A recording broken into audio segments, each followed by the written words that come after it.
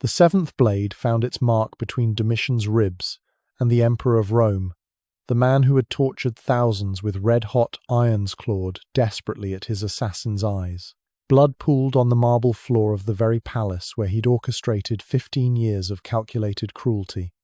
7 conspirators surrounded him now, each thrust of their blades carrying the weight of a different atrocity. The emperor, who had perfected the art of prolonging agony, was dying like a cornered animal, his fingernails tearing at Stephanus's face even as life drained from his body. This was September 18, 96 CE, and Rome's most sadistic ruler was learning what his victims had always known, that violence, once unleashed, always finds its way home. The man who had turned torture into an art form was experiencing his own masterpiece, painted in blood across the imperial floor.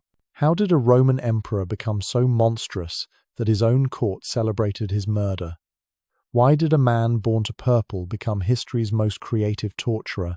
To understand the 7 blades that ended Domitian's reign, we must rewind through 15 years of calculated cruelty, through torture chambers that echoed with screams, through the systematic destruction of everything Rome held sacred.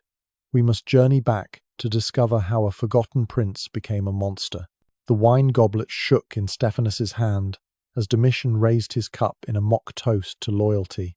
September 17, 96 CE, the last supper of a tyrant, though only 7 of the 24 guests knew it. The dining hall glittered with gold and jewels, but beneath the finery, concealed blades pressed against trembling skin. Domitian's eyes swept across his guests like a predator surveying prey.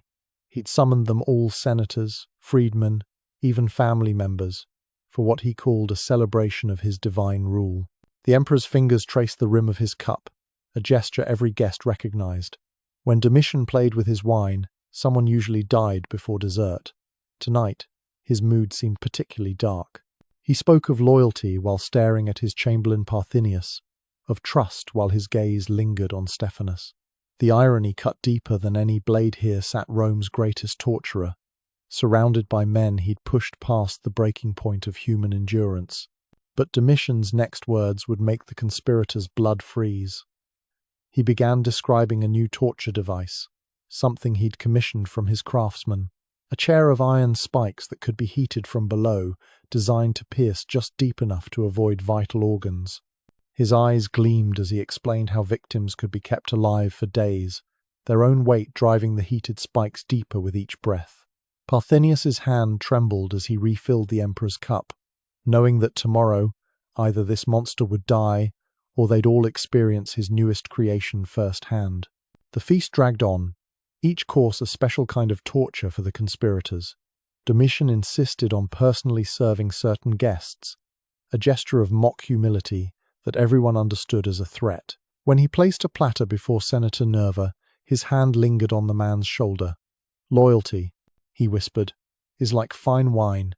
It improves with pressure." The words slithered through the air like serpents. As midnight approached, Domitian rose to give his final toast. He spoke of tomorrow's plans, new persecutions, fresh innovations in his torture chambers, a list of names that made several guests shift uncomfortably. The emperor's smile meant only one thing: someone at this table would die tomorrow. What he didn't know was that the conspirators had already chosen who that someone would be. The guests departed one by one into the Roman night, each farewell potentially their last.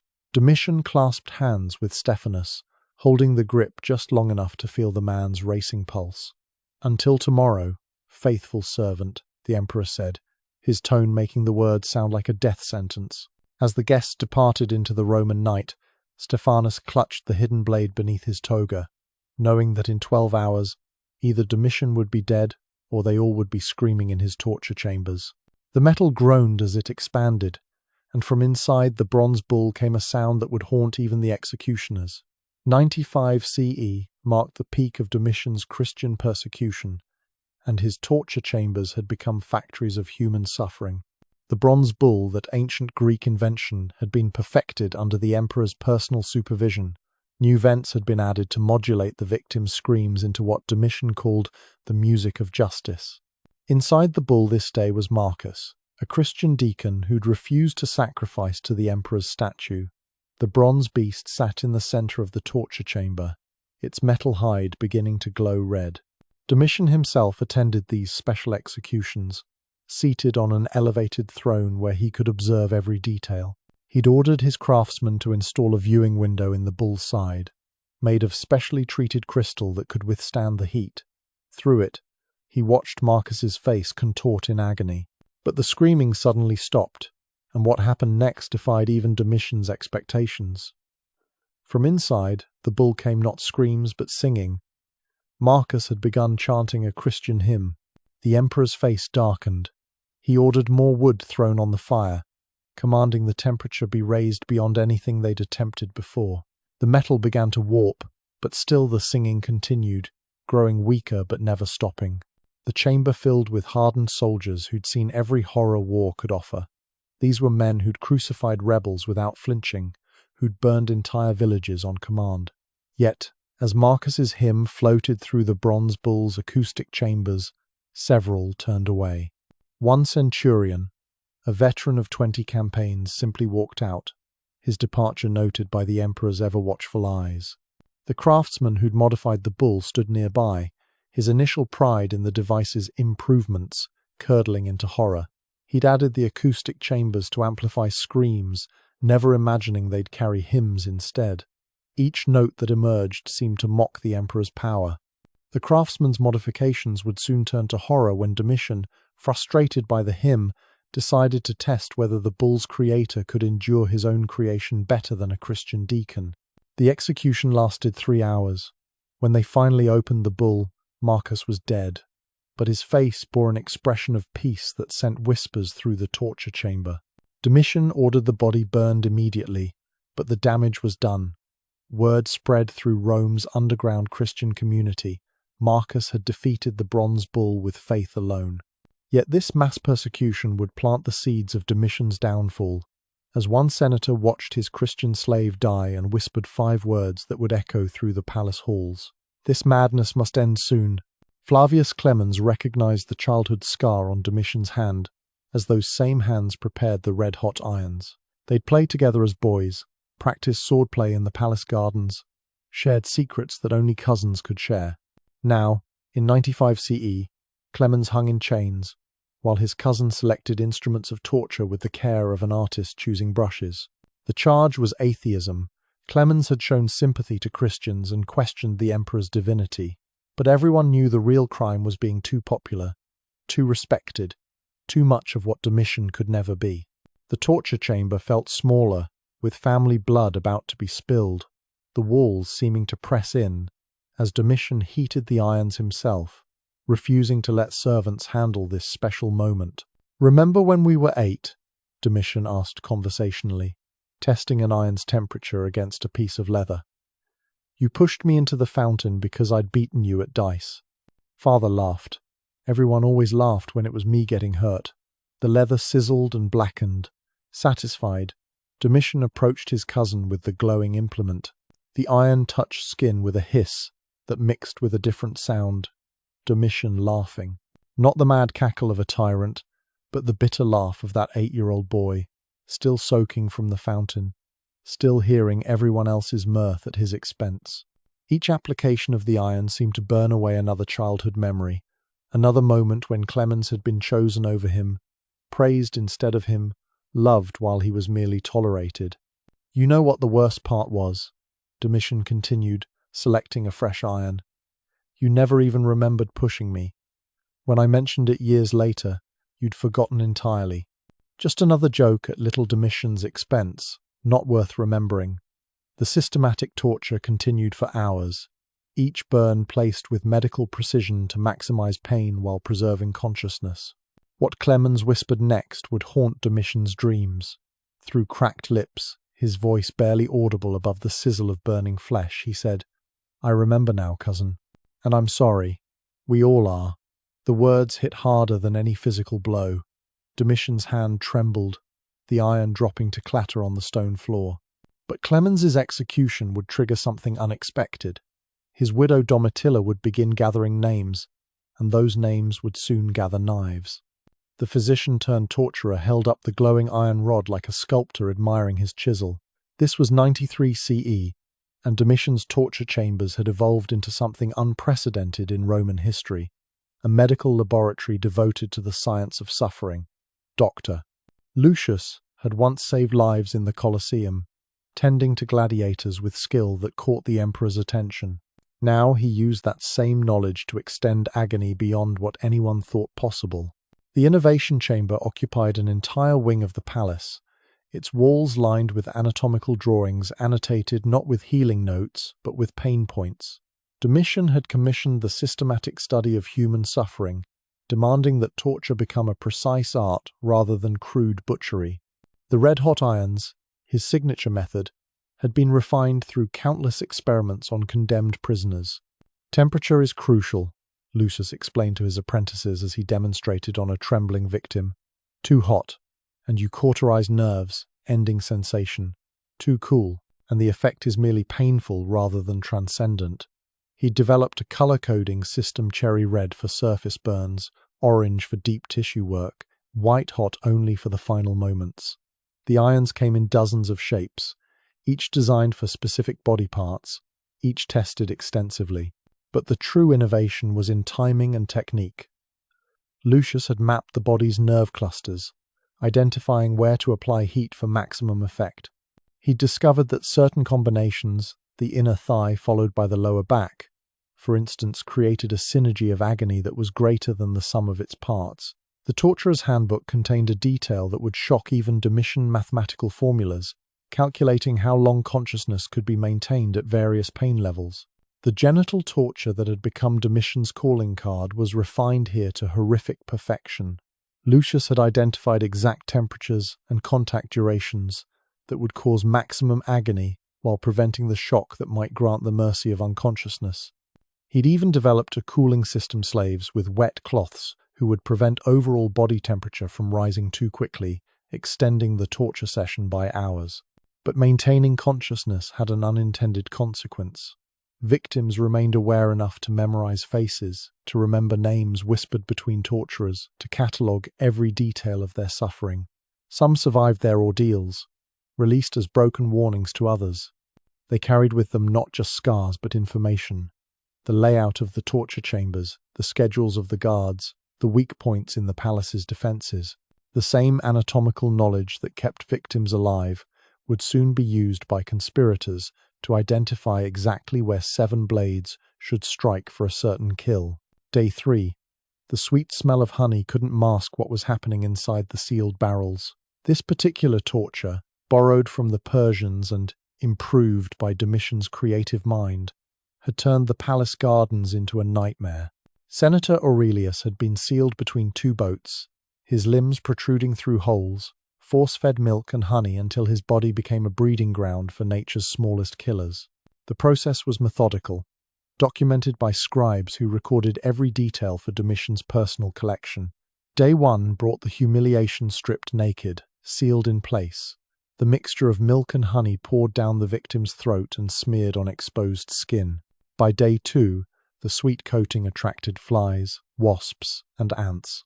But the true horror began when the victim's own body betrayed them, when the force-fed mixture caused uncontrollable diarrhea within the sealed space. Domitian visited daily, bringing his young nephew to observe what he called lessons in power. He explained the process with academic detachment: how the honey attracted insects that laid eggs in any available opening, how the milk caused intestinal distress that created perfect breeding conditions, how the sealed environment concentrated the rot and multiplied the parasites. The boy vomited on day 4. Domitian made him return every day after. By day 7, something emerged from the victim's mouth that made guards vomit. Aurelius was still alive, still conscious, his eyes tracking movement with desperate awareness. The parasites had found every entrance to his body, creating highways of horror beneath his skin. Maggots writhed in wounds created by boring insects, while his throat produced sounds no human should make as creatures moved within. The garden setting made it worse somehow. Birds sang in nearby trees, flowers bloomed just out of sight, the normal world continuing while a man decomposed alive. Servants tending the gardens tried to work upwind, but the smell carried everywhere. Several guards requested transfers after their first week of duty. Domitian denied every request, insisting they witness the full 2-week process. The parasites weren't the only things breeding in those barrels. Hate multiplied with each passing day, not just in the victim, but in every forced witness. The guards who stood watch, the scribes who documented, the servants who cleaned, all stored away their rage like weapons waiting to be drawn. They memorized Domitian's pleased expression as he explained the finer points of decomposition, his excitement when discovering new stages of infestation.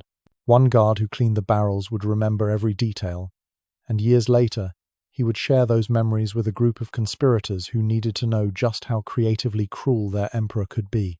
The sacred white robes turned crimson as the first Vestal Virgin faced a torture reserved for Rome's enemies. 83 CE marked the moment Domitian crossed a line that Romans had considered inviolable for 1,000 years.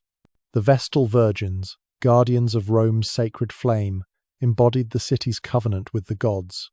To harm them was to attack Rome itself. But Domitian had declared himself a living god, superior to all others. The charge was broken vows of chastity, though no evidence existed beyond Domitian's accusation. The 3 Vestals Oculata, Varanilla, and the senior priestess Cornelia stood in the torchlit chamber beneath the Colosseum. This wasn't a public execution. Even Domitian knew that openly torturing Vestals might spark immediate revolt. Instead, he'd arranged a private showing for select senators, forcing Rome's elite to witness the defilement of their most sacred institution. The traditional punishment for unchaste Vestals was live burial, a death considered merciful in its swiftness. But Domitian had prepared something special. Red-hot irons, shaped like the ritual implements the Vestals used in their ceremonies, waited in braziers. The symbolism wasn't lost on anyone. The very tools of their sacred office would become instruments of their suffering. Cornelia spoke first, her voice carrying the authority of 30 years of service. "The goddess Vesta sees all," she said, looking directly at Domitian. "She sees truth and lies, sacred and profane. She sees you." The emperor's response was to personally apply the first iron, pressing it against the symbols of Vesta woven into her robe. The fabric burned away, revealing flesh that soon followed. The high priestess spoke words that would seal her fate. As the torture continued, Cornelia began reciting the ancient prayers of Vesta, her voice never wavering despite the agony. "From the flame eternal, we draw strength. In the flame eternal, we find truth. To the flame eternal, we return." Each word seemed to strike Domitian like a physical blow. He ordered her tongue removed, but she continued the prayers through ruined lips, the words distorted but still recognizable. What happened in the underground chamber violated 1,000 years of tradition. The younger Vestals were forced to watch as their leader endured horrors that profaned everything they held sacred. Domitian made them choose renounce their vows and live, or share Cornelia's fate. Both chose to die with their priestess, their faith proving stronger than their fear. The execution of the Vestals crossed a line that even Romans considered unbreakable, and in the crowd, a young senator named Nerva began to imagine a different Rome. 12 empty chairs faced Domitian as he addressed the Senate, each one belonging to a consul he'd tortured to death. The Curia Julia, once filled with the wisdom of centuries, had become a monument to paranoia. 90 CE saw the systematic elimination of anyone who might challenge the emperor's absolute power. Those 12 chairs told 12 stories of agony, each senator destroyed for crimes ranging from conspiracy to simply being too competent. Domitian had turned Senate meetings into performances of terror. He would pause mid-speech to stare at an empty seat, recounting in vivid detail how its former occupant had died. Senator Gallus sat there. He mused during one session. He lasted 6 days with the hot irons before his heart gave out. He confessed to plotting against me, though oddly, he couldn't name any co-conspirators. Perhaps his memory failed him under the stress. The mathematics of fear governed every decision. Senators calculated their chances of survival with each vote, each word, each gesture. Too much enthusiasm might seem false. Too little could be interpreted as resistance. They'd learned to read Domitian's moods like sailors read storm clouds, adjusting their behavior to navigate his unpredictable rages. The 13th chair would soon be empty, and its occupant already knew. Senator Nerva had received the summons that morning, a private dinner with the emperor, always a prelude to arrest. He sat through the session knowing it was his last, memorizing faces, counting allies, planning for a future he might not see. But Nerva had something the 12 dead senators hadn't: friends in the Praetorian Guard, who were equally tired of living in fear. Each execution had followed a pattern. First came the accusation, usually delivered during a Senate session for maximum impact. Then the arrest, always at night, always brutal. The torture sessions were semi-public, with selected senators forced to attend as witnesses. Domitian would personally oversee the application of his beloved red-hot irons, explaining to the audience how each placement was chosen for maximum effect. But one senator kept meticulous records that would survive the purges. Hidden in his villa, Marcus Coccius Nerva maintained detailed accounts of every atrocity, every victim, every moment of suffering. He wrote in cipher, documenting not just the deaths but the fear that poisoned every survivor. These records would later guide the conspirators, showing them patterns in Domitian's behavior, weaknesses in his security. Those 12 empty seats would soon inspire 12 living senators to make a pact. If Domitian could kill 12, then 12 could kill one. The fever took Titus on September 13th, but the servants noticed Domitian had already dressed in purple. 81 CE marked the abrupt end of one reign and the desperate beginning of another. Titus, beloved by Rome, lay dying in the same villa where their father, Vespasian, had passed. But where Vespasian's death had been peaceful, Titus's was marked by suspicious circumstances that would whisper through Roman history. The popular emperor had been healthy just days before, touring the Bay of Naples, planning new construction projects. Then came the sudden illness fever, chills, delirium. The symptoms matched several poisons known to Roman assassins, though no proof would ever surface.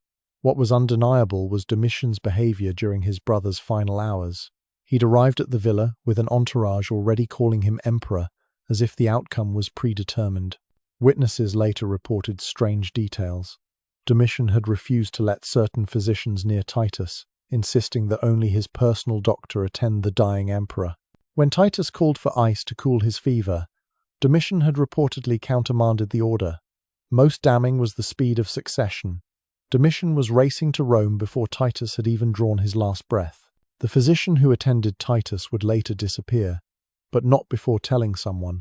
His account, whispered in a tavern to a friend who'd promised silence, painted a dark picture.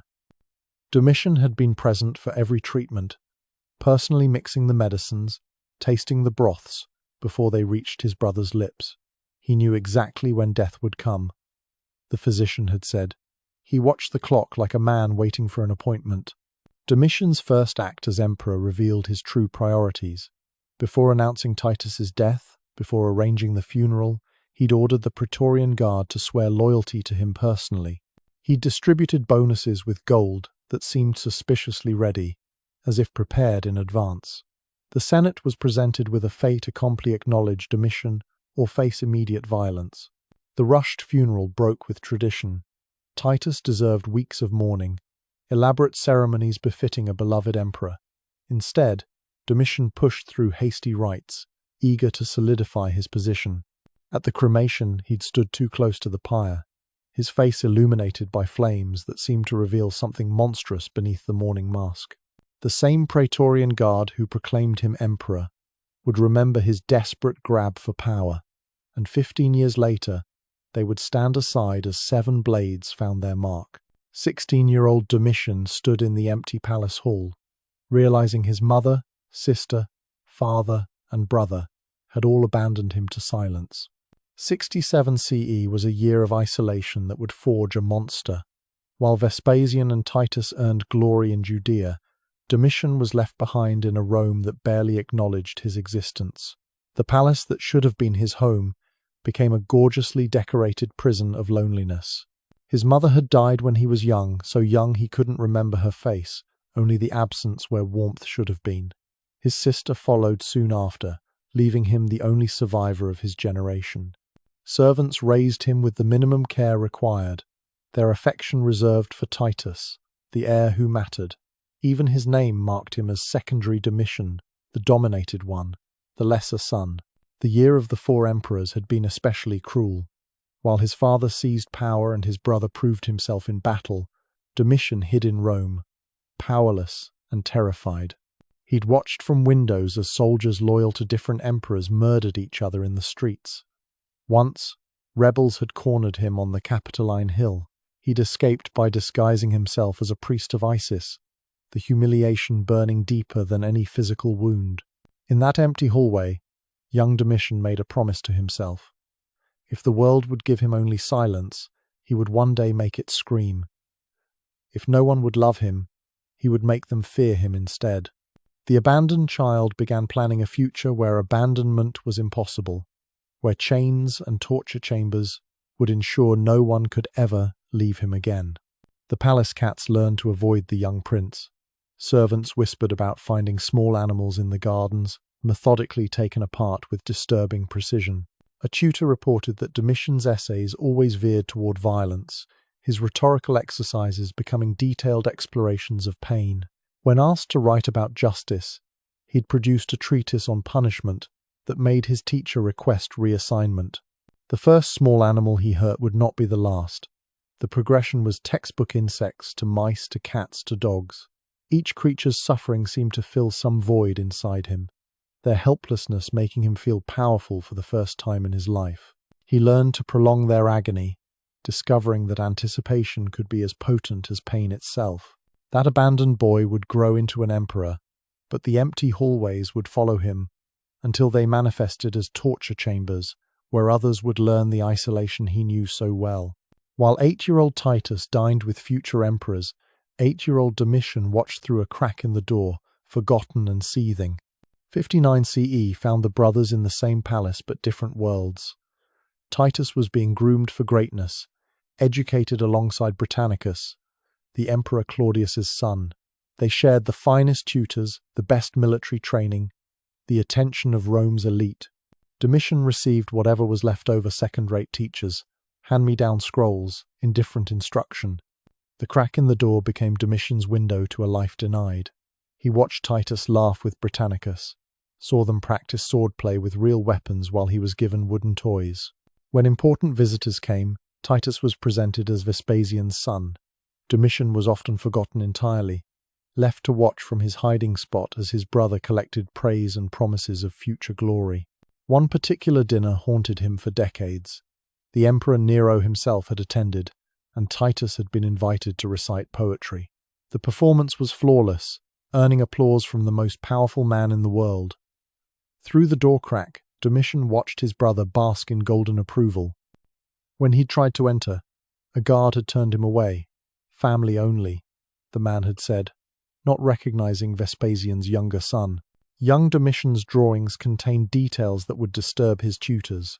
Where other children sketched horses or soldiers, Domitian drew intricate diagrams of suffering. His marginalia in texts revealed an obsession with power and punishment. When studying the Iliad, he'd annotated not the heroic battles but the descriptions of pain, underlining passages about Prometheus's eternal torture, adding his own suggestions for improving the eagle's technique. The day Titus received his first military honor, Domitian did something that would foreshadow his reign. He'd captured a bird, one of the doves that nested in the palace eaves. While the household celebrated Titus's achievement, Domitian sat alone in his room, slowly pulling feathers from the terrified creature. Each small act of cruelty was accompanied by whispers. This is for ignoring me. This is for forgetting me. This is for loving him instead. The child's rage crystallized into something harder and more dangerous with each passing year. He learned to hide it, presenting a dutiful facade while nursing fantasies of future revenge. In his mind, he built elaborate scenarios where Titus would beg for his attention, where father would finally see which son truly deserved power, where all of Rome would be forced to acknowledge him. That forgotten child watching through the door crack would one day force all of Rome to watch him, and the implements he would use to ensure their attention were already forming in his young imagination. Now we return to September 18, 96 CE, to that marble floor slick with blood, to the 7 blades finding their marks in Domitian's flesh. But now we understand why 7 conspirators risked everything. Each thrust carried the weight of 15 years of calculated cruelty. Stephanus's blade remembered the Vestals. Maximus's carried the rage of 12 dead senators. Saturius struck for his tortured brother. Clodianus for the Christians fed to flames. Each wound was a voice finally answering the screams that had echoed through the palace halls. Domitian's desperate clawing at Stephanus's eyes takes on new meaning. This wasn't just survival instinct. It was the same hands that had wielded red-hot irons trying one last time to inflict pain. Even dying, he sought to blind rather than beg, to maim rather than seek mercy. Those fingernails that tore at his assassin's face had signed death warrants, had selected torture implements, had applauded as victims writhed in his custom-built devices. The irony struck deeper than any blade. The emperor who had perfected intimate torture was dying in the most intimate way possible, surrounded by men who knew him, who had served him, who had finally had enough. These weren't foreign assassins or hired killers. These were palace insiders who'd watched him transform from abandoned child to monster, who'd been forced to participate in or witness his atrocities. His death was violent, desperate, and ultimately alone.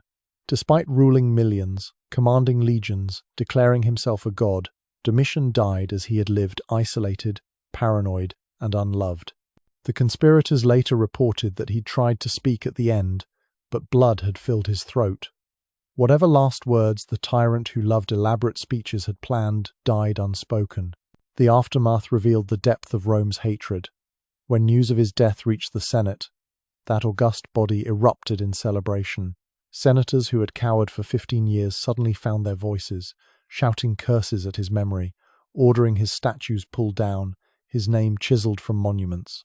The damnatio memoriae, the damnation of memory, was approved unanimously, an attempt to erase him from history itself. His wife Domitia, who may have been part of the conspiracy, made no effort to claim his body. No state funeral followed, no elaborate cremation befitting an emperor. Instead, his nurse Phyllis, perhaps the only person who retained any affection for him, quietly retrieved his corpse. She had him cremated without ceremony and mixed his ashes with those of his niece Julia, the daughter of Titus he'd allegedly seduced and forced to have an abortion. The torture chambers were emptied within hours. Prisoners scheduled for the red-hot irons found themselves free, their planned agonies cancelled by 7 thrusts of steel. The specialized equipment, the bronze bull, the innovation table, the carefully crafted irons, were destroyed or melted down. Rome wanted no reminders of how creative human cruelty could become. But some things couldn't be erased. The empty Senate seats would take a generation to truly refill. The Christian community carried scars, both physical and spiritual. Families mourned members lost to manufactured conspiracies. Rome itself had been wounded by 15 years of fear, the social fabric torn by neighbor, informing on neighbor, friend betraying friend to avoid the torture chambers. In the end, Domitian achieved a twisted form of immortality. While Rome tried to forget him, historians couldn't ignore the spectacular nature of his cruelty. He became the exemplar of tyranny, the cautionary tale of power corrupted absolutely. Every future emperor would be measured against his excesses, every cruel ruler compared to his innovations in agony. The palace where he died was purified with sacred rites, priests attempting to cleanse spaces where so much suffering had occurred. But guards reported strange things in the following years, screams echoing from empty rooms, the smell of burning flesh in corridors where no fires burned, shadows that moved like writhing bodies. Perhaps it was imagination, or perhaps some stains sink too deep for any ritual to cleanse. His legacy lived on in unexpected ways. The detailed medical knowledge gained from his torture chambers, preserved in hidden documents, would later contribute to legitimate anatomical understanding. The organizational systems he'd developed for tracking victims would influence administrative reforms. Even in seeking to perfect suffering, he'd inadvertently advanced other fields, a final, bitter irony for a man who'd wanted only to be remembered for his power. Today, tourists walk through the ruins of Domitian's palace on the Palatine Hill.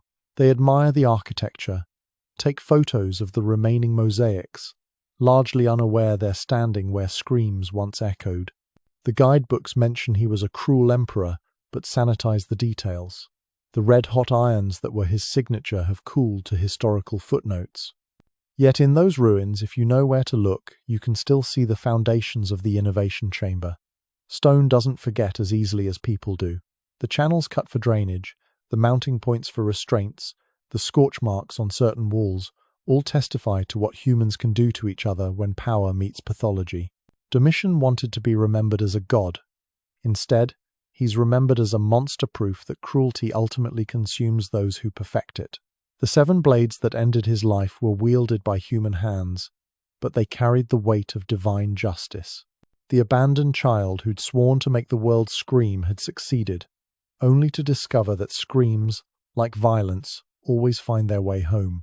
In a simple urn, mixed with the ashes of another victim of his desires, the remains of Titus Flavius Domitianus rest unmarked and unmourned. The man who demanded worship from millions couldn't command tears from one. His torture devices were melted into coins that bore the face of his successor, Nerva, one of the senators who'd watched the Vestals burn and decided enough was enough. Rome moved on, as it always did, but with hard-won wisdom. They'd learned that monsters aren't born fully formed, they're created by isolation, shaped by resentment, and armed by power.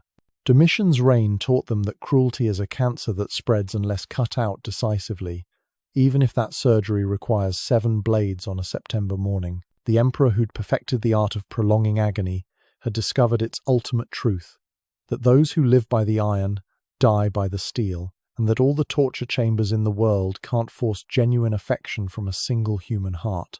His 15-year reign of terror had ended not with the grand climax he might have scripted, but with the simple, brutal mathematics of revenge: 7 men, 7 blades, 7 wounds, and finally, silence.